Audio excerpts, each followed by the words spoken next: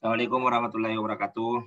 Adik-adik mahasiswa yang memprogram mata kuliah Pendidikan Kewarganegaraan, kita di pekan ke-10 ini dengan tema diskusi kelompok akan membahas bagaimana identitas nasional dan integrasi nasional itu. Lihat saja di petunjuk, kalau diproyeksikan daring, maka makalah PPT dan video presentasi itu dimasukkan di Google Drive. Tapi kalau diproyeksikan luring, maka akan ada presentasi langsung. Kalau tidak di kelas, berarti di Zoom meeting. Ya. Oke, sasaran belajar kita tentu bagaimana identitas nasional itu memperkuat integrasi nasional. Bagaimana perbedaan itu bisa menjadi tunggal ika, kira-kira begitu. Sama dengan pekan ke-9, ini kan juga terkait dengan makalah, sehingga tentu ada konsep realita, masalah, dan solusi. Bisa juga dengan analisis SWOT.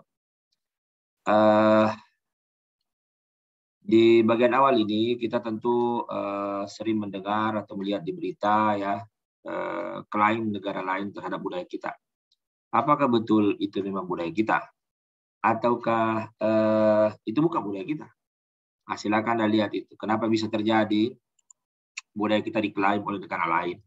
Misalnya batik, ya, makanan, lalu tarian, alat-alat musik, dan seterusnya. Silakan itu dilihat. Jadi apa yang harus dilakukan agar kemudian Indonesia sebagai identitas nasional itu tidak diklaim oleh negara lain? Nah, itu kelompok 1 dan 2. Ya. Nah, sebenarnya ada 2 cara yang dapat dilakukan masyarakat, khususnya sebagai generasi muda, di dalam mendukung kelestarian budaya dan ikut menjaga budaya lokal kita. Ada yang disebut dengan cultural experience, kemudian ada cultural knowledge. Nanti kita bahas lebih lanjut itu. Kemudian, kalau kita bicara Indonesia, ini kan ada kesatuan wilayah, ya, kemudian ada persatuan bangsa. Kalau bicara kesatuan wilayah berarti NKRI. Kesatuan, ya, negara kesatuan. Jadi kesatuan darat, laut, udara, di atasnya satu kesatuan. Nah, yang terjadi ya ada beberapa masalah ya. Kita ini kan berada di posisi silang dunia, lalu kemudian kita negara kepulauan bercilung Nusantara yang punya alur laut ya. Ada 3 alur laut di mana kapal asing bisa lintas damai di situ. Itu kan bisa melahirkan masalah. Sipadan Ligitan 2 pulau sudah lepas, di Natuna ada konflik ya. Sumber daya laut kita banyak yang diambil secara ilegal, ada masalah juga di Ambalat. Nah, itu semua masalah yang saya pikir ya perlu diselesaikan oleh negara ini ya, bahwa keutuhan wilayah, keutuhan budaya, keutuhan sumber daya alam, dan keutuhan sumber daya manusia itu penting dalam konteks NKRI. Iya, bagaimana upaya menjaga itu saya pikir ada banyak. Bagaimana bangsanya itu sendiri bisa mengamalkan nilai-nilai Pancasila dalam kehidupan sehari-hari. Bagaimana semangat Bhinneka Tunggal Ika itu digelorakan ya, diwujudkan. Bagaimana menjalankan kehidupan itu sesuai dengan konstitusi negara. Nah, kemudian tentu sebagai warga negara ya perlu ada upaya untuk ikut serta dalam pembelian negara. Karena itu dalam konstitusi merupakan hak sekaligus kewajiban. Nah, itu bagaimana caranya menyelesaikan, itulah tugasnya kelompok 3 dan 4. 3 dan 4. Bagaimana solusi terkait dengan ancaman disintegrasi wilayah kita. Kemudian selanjutnya ada persatuan bangsa. Jadi beda itu kesatuan dengan persatuan. Kesatuan itu kan homogen fisik ya sifatnya ya, daratan, lautan, udara di atas. Tapi kalau bicara bangsa itu kan ada penduduk, ada manusia di situ, ada masyarakat dengan budaya berbeda-beda.